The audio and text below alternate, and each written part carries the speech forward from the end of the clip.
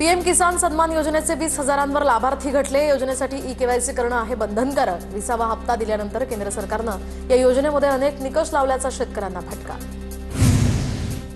राज्यात 38 कारखान्यांनी एफआरपीचे 140 कोटी रुपये थकवले। पैसे थकवणाऱ्या कारखान्यांमध्ये सहकार मंत्र्यांच्याही कारखान्याचा समावेश। बाबासाहेब पाटलांच्या कारखान्यानं 9 कोटी रुपये थकवले असल्याची माहिती। गुजरातला मानांकन दिल्यास कोकणातनं निर्यात होणाऱ्या हापूस आंब्याच्या रसावर आता परिणाम होण्याची शक्यता। तर वलसाड हापूसला जीआय मानांकन मिळाल्यास ग्राहकांचा संभ्रम कमी होण्याची शक्यता, विक्रेत्यांचं मत।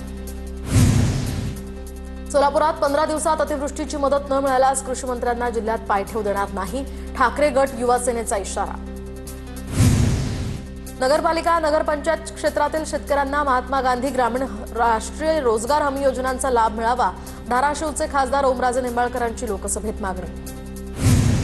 गोंदियात 3 दिवसात 62 धान खरेदी केंद्रांवरून तब्बल 85,000 क्विंटल धान खरेदी। 78,735 शेतकऱ्यांनी केली नोंदणी। 1,961 शेतकऱ्यांनी केली धानाची विक्री।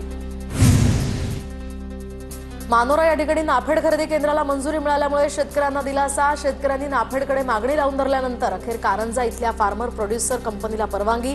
लवकरच प्रत्यक्ष खरेदी सुरू होणार। नीरा भीमा सहकारी साखर कारखान्याचा रौप्य महोत्सवी गळीत हंगाम आता सुरू। तर कारखान्याकडून शेतकऱ्यांना 3,101 रुपयांची उच्चांकी उचल। चालू हंगामामध्ये 7 लाख मेट्रिक टन ऊस गाळपाचं उद्दिष्ट।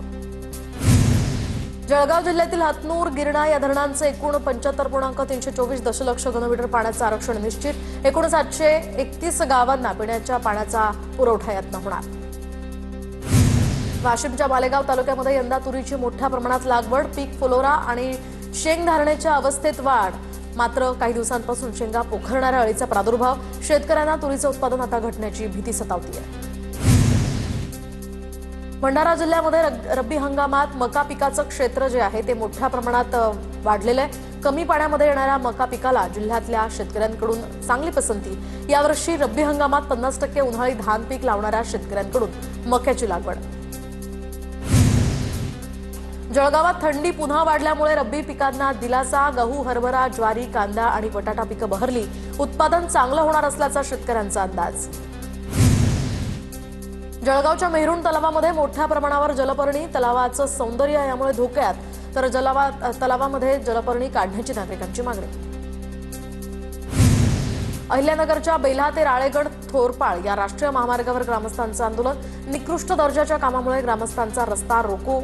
तर बांधकाम विभाग, भूमी अभिलेख आणि जिल्हाधिकारी कार्यालयाच्या अधिकाऱ्यांनी यावेळी आश्वासन दिल्यानंतर आंदोलन स्थगित। नाशिकच्या तपोवनमध्ये झाडांभोवती सायकली फिरवत वृक्षतोडीला विरोध। नाशिक ते शेगाव सायकल वारी करणाऱ्यांकडून तपोवनात अनोखं निदर्शन। नाशिकच्या तपोवनात पर्यावरण प्रेमींची मोठी गर्दी। तपोवनातील वृक्षतोडीला पथनाट्य, कवी संमेलन, ऑर्केस्ट्रा आणि विविध कलाकारांच्या माध्यमातून विरोध। जळगावच्या एरंडोलमध्ये स्ट्रॉंगरूमच्या बाहेरील सीसीटीव्हीला डिस्प्ले 2.5 तास त्याचा बंद। तर 2.5 तासानंतर तांत्रिक अडचण दूर, सीसीटीव्ही पुन्हा सुरू। जळगावच्या पारोळामधील स्ट्रॉंगरूमच्या बाहेर सीसीटीव्हीचा डिस्प्ले बसवण्याची मागणी। दरम्यान महाविकास आघाडीच्या उमेदवारांकडून 24 तास त्या ठिकाणी पहारा दिला जातोय। येवल्यातील स्ट्रॉंगरूम बाहेर उमेदवारांकडून खासगी सुरक्षा। शिंदेंच्या सेनेकडून नगराध्यक्ष पदाचे उमेदवार रुपेश दराडे यांनी नेमला सुरक्षा रक्षक। नांदेडच्या लोहामध्ये स्ट्रॉंगरूम परिसरामध्ये पोलिसांचा कडा पहारा। तर सीसीटीव्ही डिटेक्टर मशीन, शस्त्रधारी पोलिसांची इथे सुरक्षा। जळगावच्या भडगाव आणि पाचोरामध्ये ईव्हीएम स्ट्रॉंगरूम बाहेर खासगी सुरक्षा रक्षकांचं कवच तैनात। शिंदेंच्या शिवसेनेचे आमदार किशोर पाटलांनी ईव्हीएम स्ट्रॉंगरूम बाहेर गणवेशधारी खासगी सुरक्षा रक्षक नेमले।